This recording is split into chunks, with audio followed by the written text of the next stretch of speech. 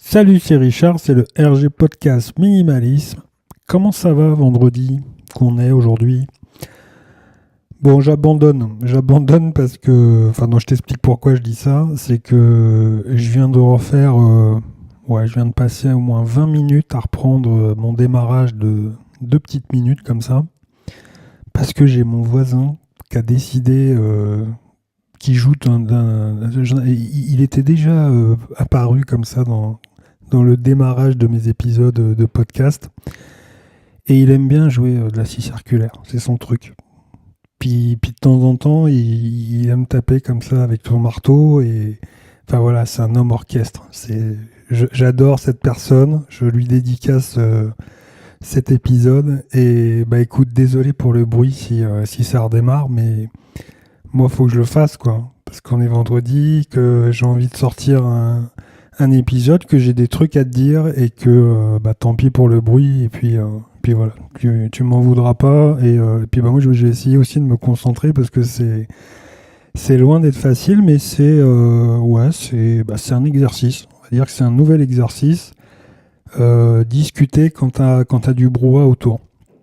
Voilà. Tu vois, ça veut dire, il dit bonjour, là. Ça veut dire ça.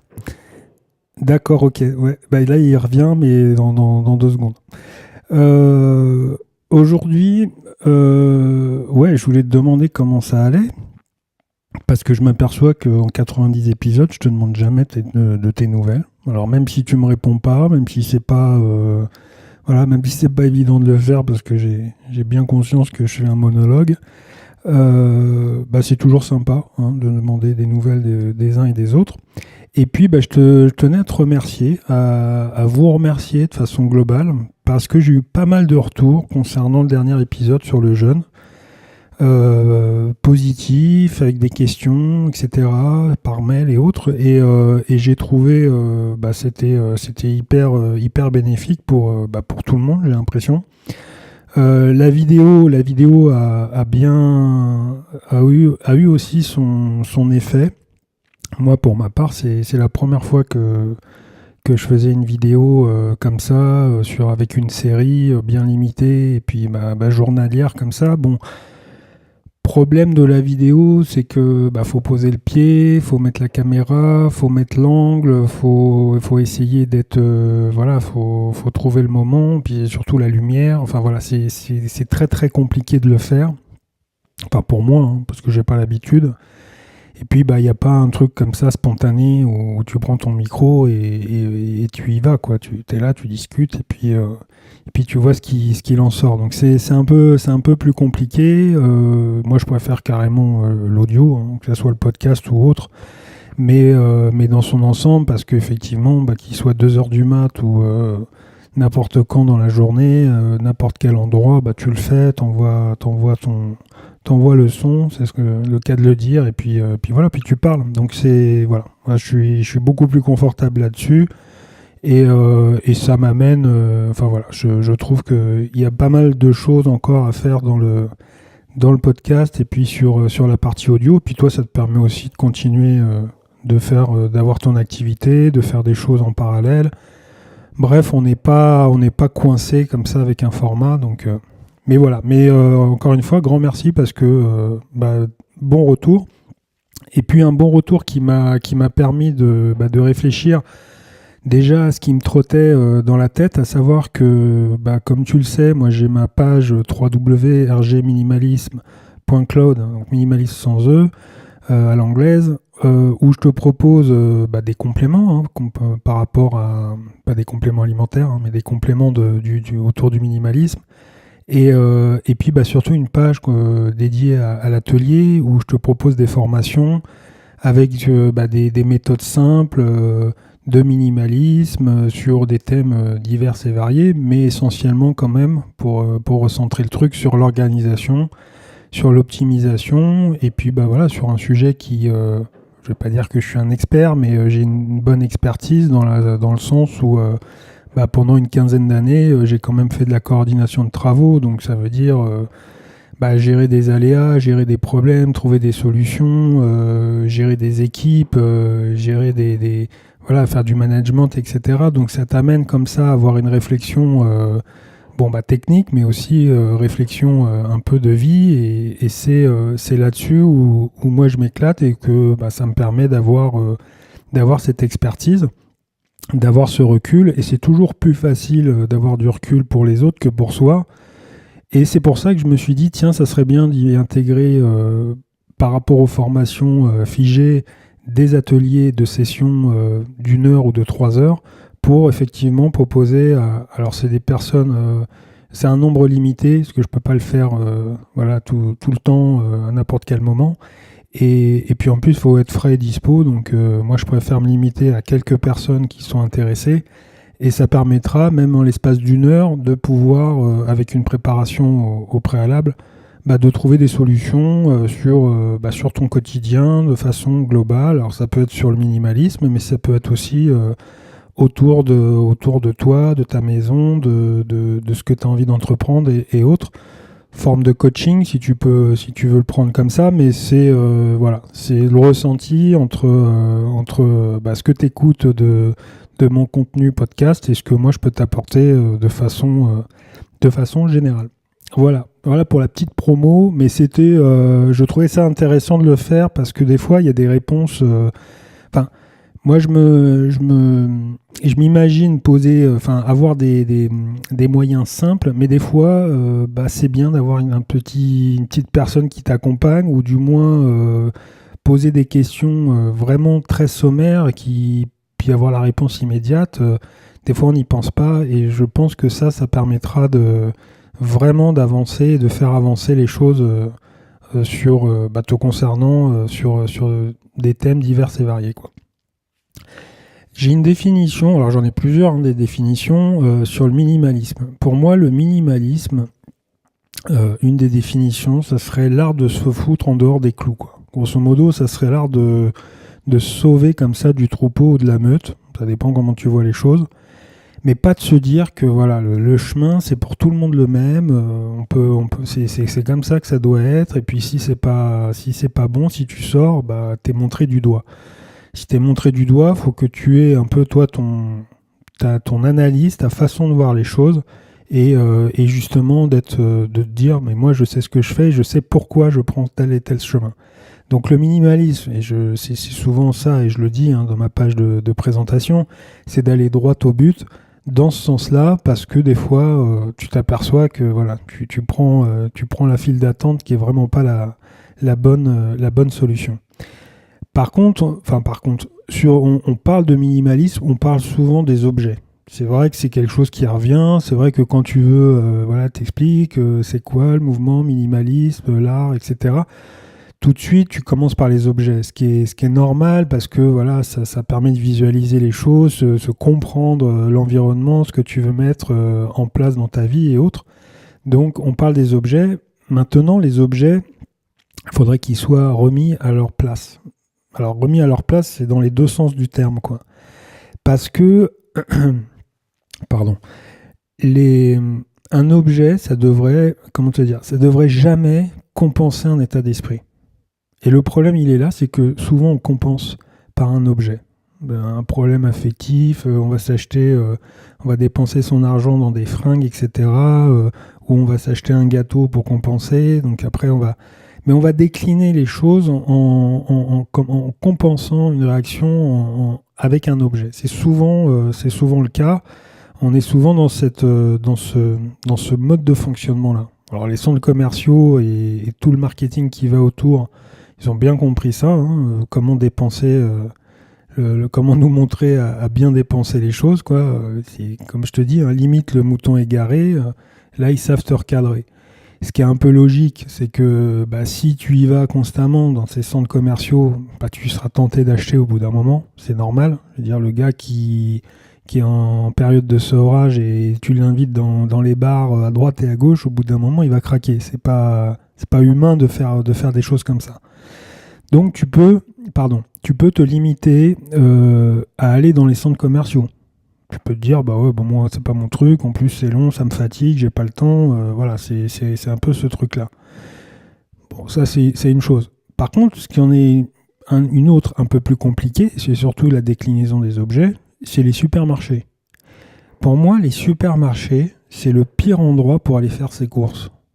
C'est le pire endroit parce qu'on va me dire ouais mais c'est très pratique parce que tu comprends, il y a tout est recentré, tout est concentré, puis c'est pas cher, etc. Je dirais que c'est faux, c'est pas tout concentré. Quand tu regardes la surface de vente des supermarchés, si tu enlèves toutes les conneries qu'on te met en tête de gondole, les achats auxiliaires, etc., qui n'ont rien à voir avec le vrai sujet pour lequel tu rentres dans le supermarché, à savoir t'alimenter. Alors, tu as des gens qui font ça toutes les semaines pour un problème d'organisation, mais tu y vas juste pour t'acheter à bouffer, quoi, grosso modo. Quand tu regardes en annexe tout ce qu'il y a autour, tu prends peur, parce que la surface, elle pourrait être divisée par 70%. Et on t'explique derrière que c'est moins cher. Encore une fois, c'est une grosse connerie. Le marché, je te dis pas d'aller faire ton marché, mais le marché est un exemple. Le boucher ou l'artisan du coin est un autre exemple. On va peut-être me dire, oui, c'est 20% plus cher. Mais quand tu fais, et là c'est un travail, après c'est une analyse que tu fais maintenant, si je te le dis, enfin comme ça, tu vas pas dire, bah attends, je vais attendre 10 ans pour te retourner l'analyse. Mais si tu fais le bilan de toutes les conneries que tu as cumulées en allant dans ces supermarchés-là, toutes les conneries annexes accumulées pendant des années, les 20% que tu auras payé de plus par rapport à une bonne pièce de viande chez le boucher, ou si t'es carnivore ou j'en sais rien, mais bon, tu comprends le truc, tu les retrouveras, mais largement. C'est-à-dire que l'économie, ça sera moitié prix. Ça sera moitié prix par rapport à la super promotion de supermarché qu'on te propose à l'instant T. Parce qu'en parallèle, tu auras acheté le paquet de ceci que tu n'en avais pas besoin, le petit sac qui allait bien, la petite cartouche d'encre. Tous ces trucs-là font que d'un seul coup, tu accumules des choses en te disant au cas où. Au cas où je stocke, au cas où. Alors des fois, tu en as besoin. Pardon. Puis en plus, j'ai une toute petite toux légère, ça c'est bien, bien énervant ça. Tu accumules des choses tu stockes des choses qui te paraissent être utiles sur le moment, mais qui en fait, après, au bout d'un moment, sont stockées, sont gardées et ne sont plus utilisées. Alors, tu as la mémoire qui est là, qui est bien ancrée, de te dire, ouais, non, mais attends, moi j'ai acheté ce truc-là, je peux pas le jeter. Je l'ai acheté, je sais ce que ça vaut, je peux pas le jeter. C'est le même état d'esprit je dirais que quand tu fais un déménagement, c'est la même chose. C'est-à-dire que quand tu fais un déménagement, c'est le meilleur moment. Si vraiment ça te fait chier de faire un déménagement, ça serait bien d'écouter ce truc-là avant pour te dire, putain, c'est le moment justement de faire un super tri, parce que quand tu fais un déménagement, là aussi tu peux observer toutes les choses inutiles. Donc là, comme j'ai cité, alors c'est pas forcément t'as tout acheté au supermarché, mais t'as peut-être acheté dans les centres commerciaux, mais toutes ces choses inutiles qui sont aussi inintéressantes pour toi. T'arrêtes net le processus là. Tu te dis ah ouais là, donc là si je fais un comparatif, c'est pelleteuse et benne, et je mets tout dans la benne, tu sais, façon comment ça s'appelle, l'émission là, la con là, la télé où t'as la benne qui est pesée avec les gens, où la personne retape l'appartement ou la maison complète, quoi. C'est pour te dire déjà que les gens, tout ce qu'ils ont, ça leur servait pas, parce qu'ils sont prêts à tout virer pour remplacer. Et en plus, on te remplace par des choses, je vais pas dire plus minables, mais pas loin. Enfin, moi, franchement, j'aurais tendance à te dire, tu participes à cette émission-là, tu fais 2-3 coffrages en béton, là, tu sais, en béton armé, sachant que le béton, ça doit être 1 tonne 6, la densité du béton. Tu loues un Fenwick à côté. Et donc, quand ils arrivent, bah, tu mets les 3 blocs de béton dans la benne. Avec la manutention du Fenwick, là, t'en as pour 10 minutes. Et puis bah, après, ils te font un virement, sur ton compte, et puis tu vas voir ailleurs, parce que c'était juste temporaire, quoi. C'était juste pour l'émission, quoi. Bon, enfin bon, bref. Mais là, je m'aperçois, excuse-moi, parce que je m'aperçois que je pars en vrille, et le sujet, c'est pas du tout pour te parler de choses comme ça. C'est pour te parler de garantie. C'est pour te parler de garantie. La garantie, on aime bien les garanties en France. Je dis en France parce que moi je vis en France, hein, c'est le pays où j'ai le plus consommé. Et en France, on adore les garanties. On aime les garanties pour se rassurer.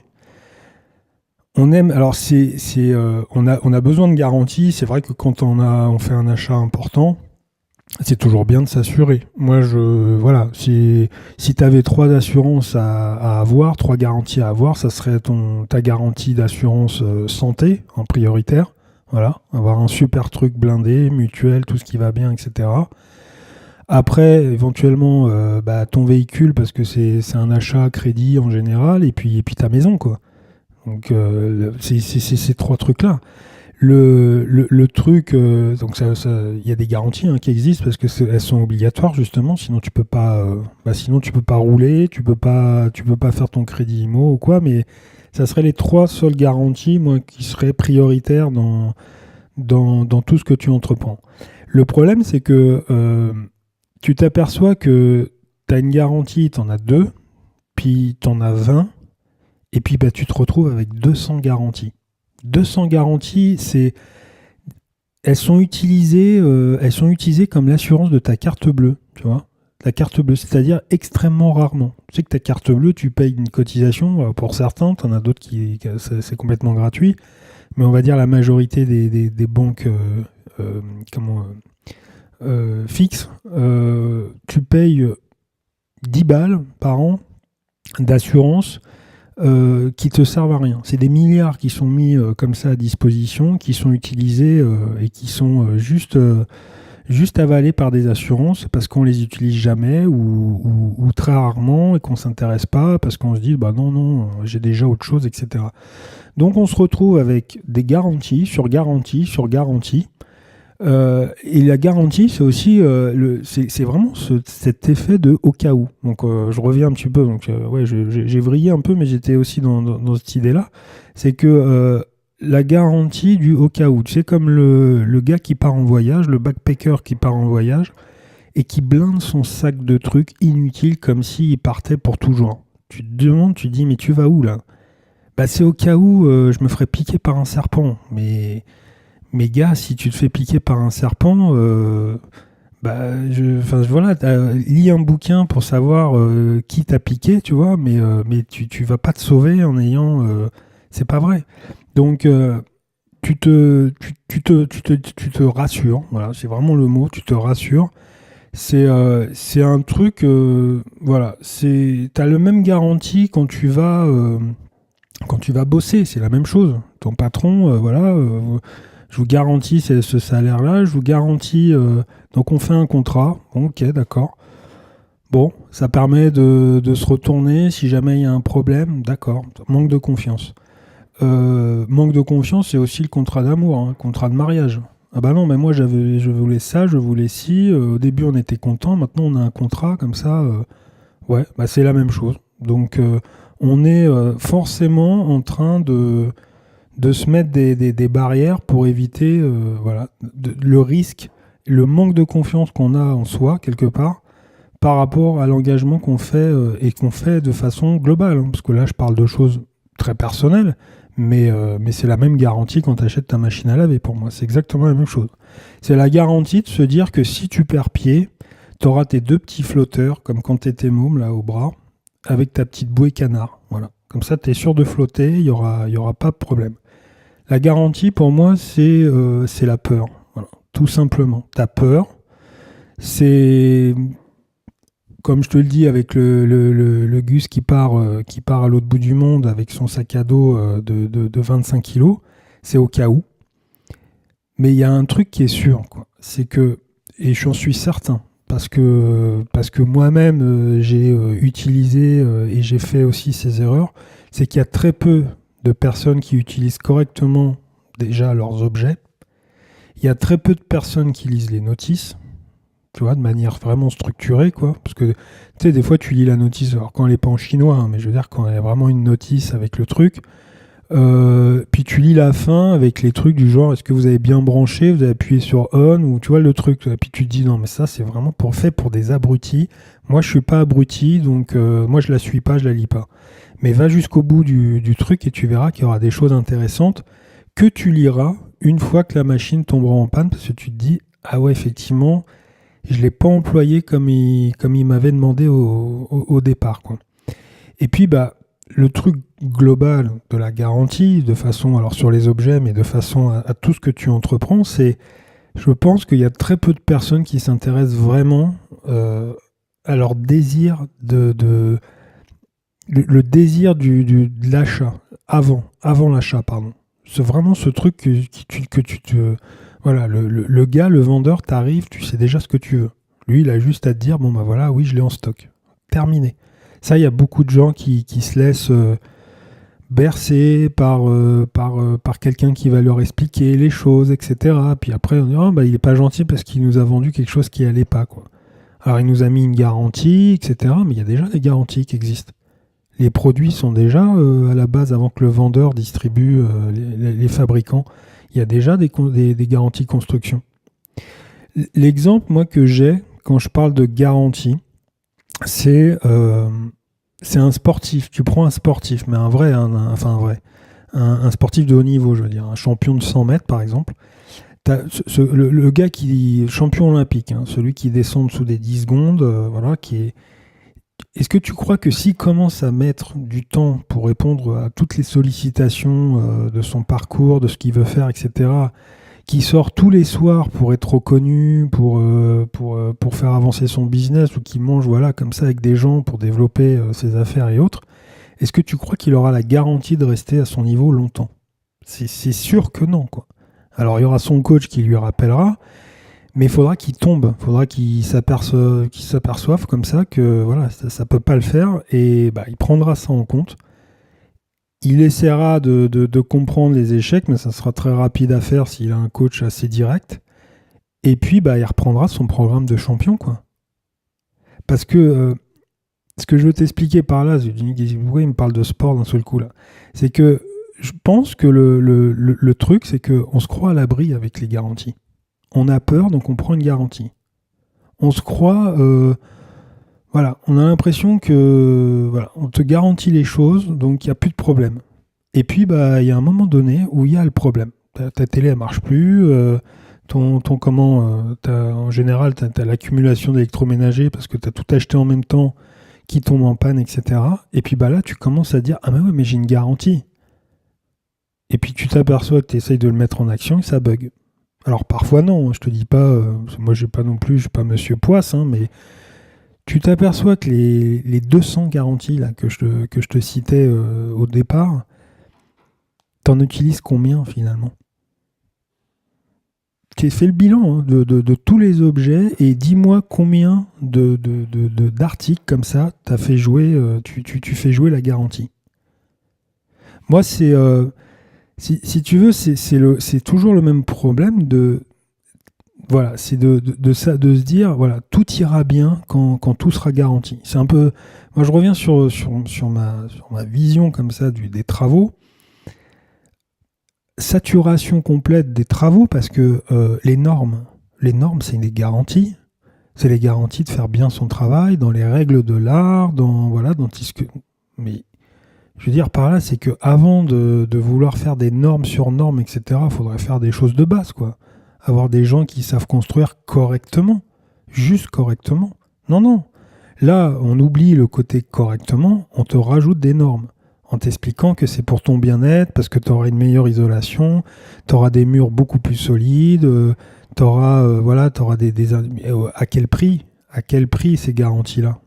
Pas forcément, parce que tu t'apercevras que des années plus tard, le toilette qui devait être à telle dimension, la marche qui devait être à telle hauteur, ça a changé parce qu'en 20 ans, on a pris 10 cm ou alors on s'est tassé de 3 cm. Ce que je veux dire par là, c'est que l'instant norme d'aujourd'hui, elle est juste là pour pouvoir produire encore un peu plus, changer un peu plus tout ce qui se fait. C'est un peu la méthode un petit peu comme Apple, tu sais, Apple qui te fait un truc, moi je suis très Apple, hein, mais il n'y a pas de problème là-dessus, mais c'est très ça, quoi. C'est-à-dire que on te dit le truc il est vachement bien, et puis tu as ton cordon qui va bien pour toutes tes machines, puis il y a un jour ou l'autre, ils te disent, non, le cordon, non, on l'a changé, donc maintenant, faut tout changer. Voilà, ça n'a plus rien à voir. C'est un peu ça l'idée, quoi. C'est-à-dire que c'est bien d'un côté, mais ça te plombe quand même ton initiative, le fait de vouloir voilà, faire des choses quand même sensées. C'est pas non plus l'anarchie, faire n'importe quoi, etc.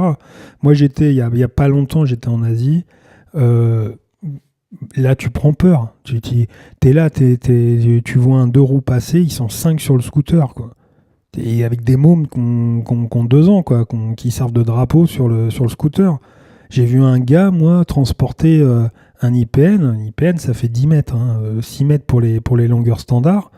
Le gars sur sa petite mobilette avec une remorque, avec une barre de fer, enfin une barre, tu vois ce que c'est, hein, une poutre métallique, de 6 mètres en ville.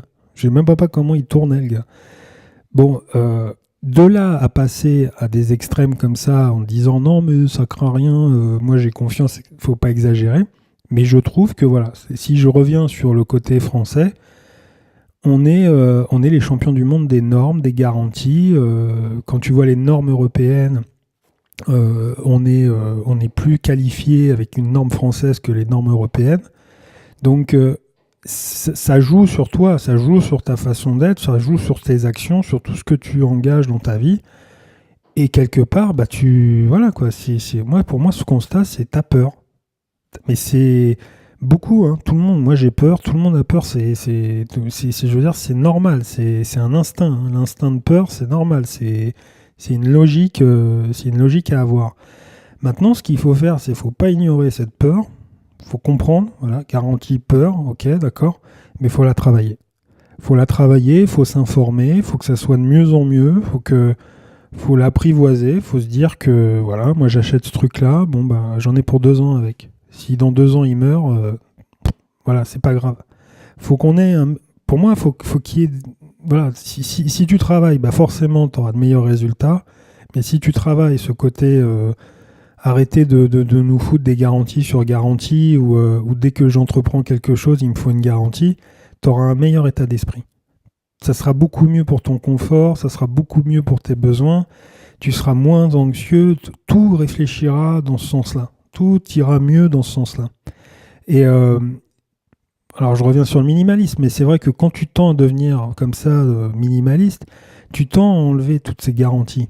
Ces garanties qui pour moi sont légères, qui sont pas des garanties de voilà d'être sûr que tout va bien marcher, etc. Moi j'ai des choses bien précises en objet, hein, je parle, j'ai des choses bien précises en objet. Bon bah voilà, je peux me faire piquer un sac, c'est pas grave. Je sais ce que j'ai besoin rapidement et c'est pas toute une vie, c'est pas tout qui se casse la gueule parce que j'ai un sac qui a disparu ou d'un seul coup il y a une maison qui a brûlé, quoi. Je vais loin dans les exemples, mais c'est un peu ce cas-là, quoi. C'est-à-dire que quand tu appartiens aux objets, ça devient très difficile d'avancer parce que tu as une caravane avec... ouais, c'est une casse, quoi. C'est une casse et tu peux jamais partir parce qu'elle est toujours ouverte et t'as pas fait le nécessaire pour que tu puisses prendre des vacances de temps en temps. Pour moi, voilà, minimaliste, il faut que tu tendes à être plus sûr de tout ça, quoi. Ton analyse, elle sera beaucoup plus affûtée et dans beaucoup, beaucoup plus de domaines en ayant ce côté d'éviter de toujours être anxieux de tout ce que tu achètes, de tout ce que tu fais, et de se dire, moi je l'achète pour aujourd'hui. À la rigueur, tu vois, l'exemple, c'est un t-shirt à 2 euros. 2 euros, c'est rien. Pour toi, c'est rien. Enfin, j'imagine. Tu achètes un t-shirt, tu dis, moi je veux un beau t-shirt blanc, mais je le laverai jamais parce que je veux un beau t-shirt blanc. Bah, tu l'achètes sur une journée. Donc tu as dépensé 2 euros, tu as eu un magnifique t-shirt parce qu'il te fallait un t-shirt le plus blanc possible, machin, que même si tu le laves avec une super lessive, voilà, il y a un moment donné, même ça se délave. Tu l'as acheté sur une journée, terminé. L'explication, elle est là, c'est pas de consommer 365 t-shirts par an. L'idée, c'est de se dire, moi j'ai un produit, la garantie, je m'en fous. Maintenant, si j'achète un produit cher, c'est quoi les garanties? C'est quoi réellement, avant d'acheter, avant d'aller voir le vendeur, c'est quoi la garantie constructeur? Qu'est-ce que vous me garantissez au niveau de la construction? Est-ce que moi, je peux faire jouer une garantie constructeur avant avant qu'on me file un truc sur 5 ans, sur 10 ans, faut arrêter. Le recyclage, c'est une bonne chose, mais c'est pas une méthode pour dire tiens, on va continuer à avoir un truc pendant 15 ans alors que tu sais qu'il a une durée de vie limitée à 2 ou 3 ans, quoi, comme les téléphones et autres. Tout ça, pour moi, c'est de l'argent mis en l'air, vendu un peu comme une source d'assurance, de garantie, de sécurité, qui n'en est pas une, quoi. Et bon, là, je parle de choses très matérielles, mais la garantie, c'est, encore une fois, c'est souvent les gens, parce que si tu as moins peur, le truc qui fait que si tu fais quelque chose et que tu te gourres, bah tu rectifies. Tu seras jamais très loin de la vérité, tu seras jamais très loin. La garantie d'entreprendre quelque chose, tu auras forcément, je veux dire, c'est en avançant, en essayant de faire des choses au fur et à mesure que tu vas devenir de mieux en mieux, de plus en plus certain de ce que tu fais. Bah non, c'était pas ça, mais c'était pas loin, mais je vais y arriver.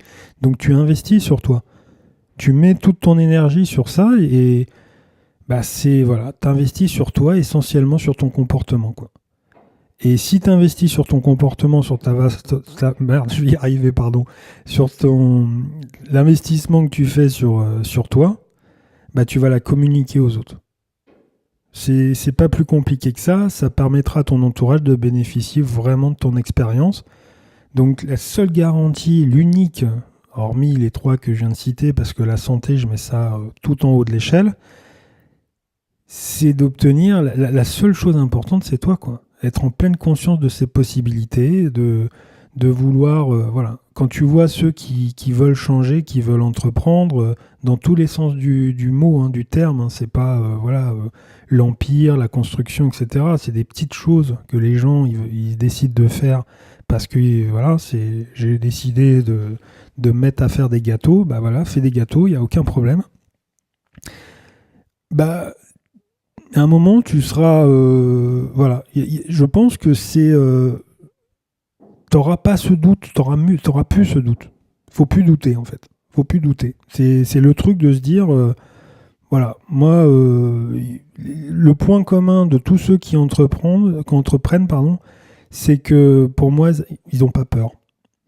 Ils n'ont pas peur parce que ils n'ont aucune garantie de leur succès.